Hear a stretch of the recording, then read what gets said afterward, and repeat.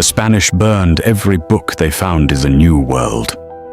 Every record, every history, every name of every king. Except one. They could not burn what they could not read. The entire Inca Empire, its laws, its census, its wars, its dead, was stored in knots. And the men who could read them, the Quipucamayoc, were hunted down and killed. One by one, the Inca Empire was the largest empire in the history of the Americas. 12 million people, 4,000 miles of road, one language of command. But here is the problem that should have made it impossible. The Inca had no written language. No alphabet, no hieroglyphs, no script of any kind, not a single word written anywhere. So how did they run an empire the size of Europe? How did they track taxes, armies, harvests, births, deaths? They tied knots.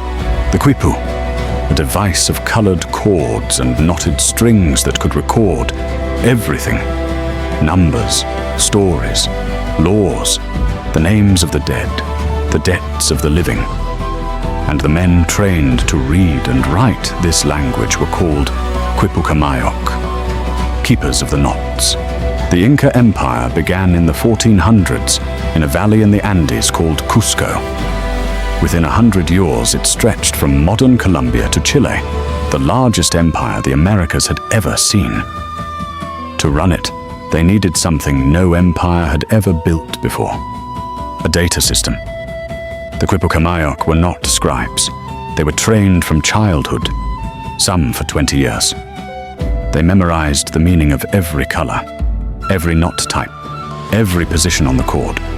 Red cord, soldiers. Yellow, gold, white, silver. Black, time. Green, crops.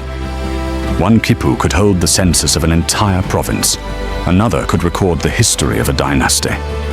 They ran relay runners, called chasquis, who carried quipus across the empire.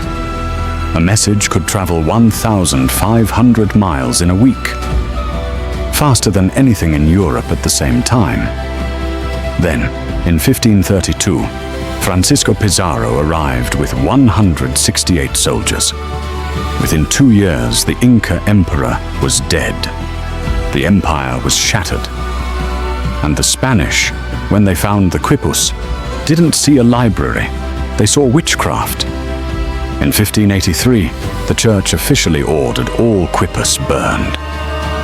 And the Quipucamayoc, those who could read them, were hunted, executed as keepers of forbidden knowledge.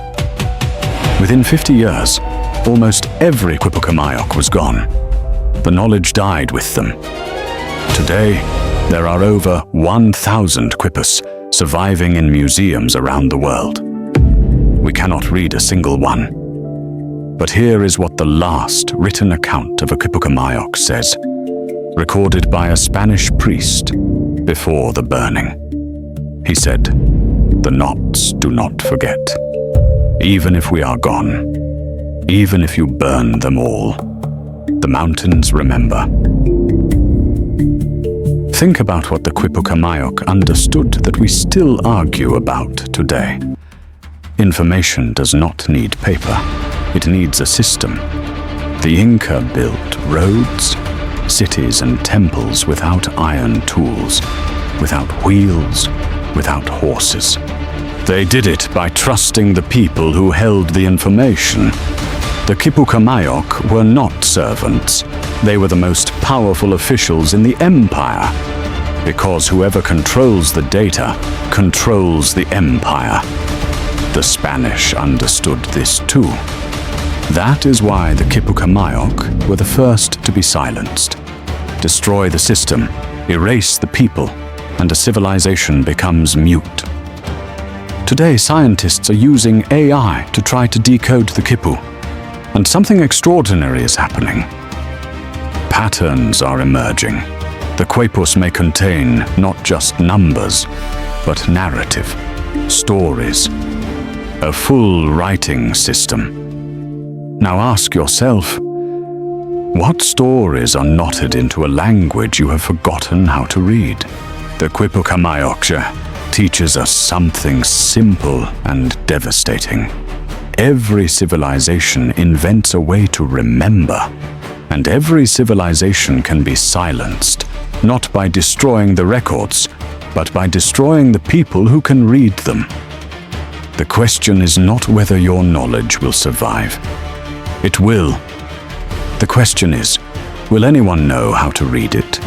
The Quipucamayoc chose nothing, but he carried everything, in knots, in silence, in a language only he could read.